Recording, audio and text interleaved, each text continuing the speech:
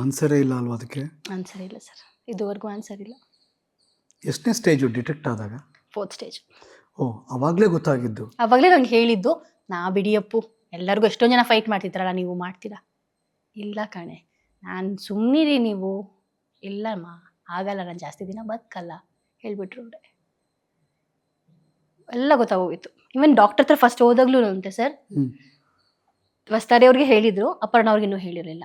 ಇವ್ರಿಗೆ ತಡಿಯೋಕ್ಕಾಗಲಿಲ್ಲ, ನನಗೇನೋ ಒಂದು ಬಾಡಿಲಿ ಚೇಂಜಸ್ ಆಗ್ತಿದೆ, ನನಗಾಗಲ್ಲ, ಪ್ಲೀಸ್ ಹೇಳಿ ಡಾಕ್ಟರ್, ನಂಗೆ ಪ್ಲೀಸ್ ಹೇಳಿ, ನನ್ನ ಹತ್ರ ಮುಚ್ಚಿಡಬೇಡಿ. ಬಟ್ ಅವಾಗಲೇ ಅವ್ರಿಗೆ ಅನ್ಸಿತ್ತು ನಾನು ಜಾಸ್ತಿ ದಿನ ಬದುಕಲ್ಲ. ಬಟ್ 1 ವರ್ಷ ಆಲ್ಮೋಸ್ಟ್ ಸಖತ್ತಾಗಿದ್ರು ಸರ್. ಹೌದು, ತುಂಬಾ ಚೆನ್ನಾಗಿದ್ರು. ಯಾರಿಗಾದ್ರೂ ಅನಿಸ್ತಾನೆ ಇರಲಿಲ್ಲ ಇದೆಯಾ ಅಂತ. ನಾವಾಗ ಹೇಳ್ತಿದ್ದೆ, ನೋಡಿದ್ರಾ ನೀವು ಸುಮ್ಮನೆ ಏನೋ ಥಿಂಕ್ ಮಾಡ್ತೀರಾ, ಎಲ್ಲ ನಮ್ಮ ಸೈಕಾಲಜಿ ಅಷ್ಟೇ ಅದು. ಇವಾಗ ನನಗೂ ಕಾಲು ನೋವಿದೆ, ನಾನು ಮರಿತೀನಿ ತಾನೆ, ಹೌದಲ್ವಾ? ನನಗೂ ಕಾಲು ನೋವಿದೆ ಅಂದರೂ ಮಾಡ್ತೀನಿ ತಾನೆ ನಾನು, ಅದೆಲ್ಲ ನಮ್ಮಿದು, ಬಿಟ್ಬಿಡಿ ನೀವು. ಅವ್ರಿಗೆ ನನ್ನ ಜೊತೆ ಮಂತ್ರಾಲಯ ಬರೋಕ್ಕೆ ತುಂಬ ಇಷ್ಟ ಆಯ್ತಾನೆ. ಯಾವಾಗಲೂ ಮಂತ್ರಾಲಯಕ್ಕೆ ಹೋಗ್ತಿದ್ದೆ, ಅಲ್ಲಿಂದ ವಿಡಿಯೋ ಕಾಲ್ ಮಾಡಿ ಸೈಡಲ್ಲಿ ತೋರಿಸ್ದೆ, ಮೊಬೈಲಲ್ಲೋ ಇಲ್ಲ ಹೊರಗೆ ತೋರಿಸ್ತಿದ್ದೆ. ನನ್ನೂ ಕರ್ಸ್ಕೊಳಂಗೆ ಮಾಡಿ ರಾಘವೇಂದ್ರ ಅಂತ. ಕರ್ಸ್ಕೊಳ್ತಾರೆ ನಿಮ್ಮನ್ನ ಬಿಡಿ.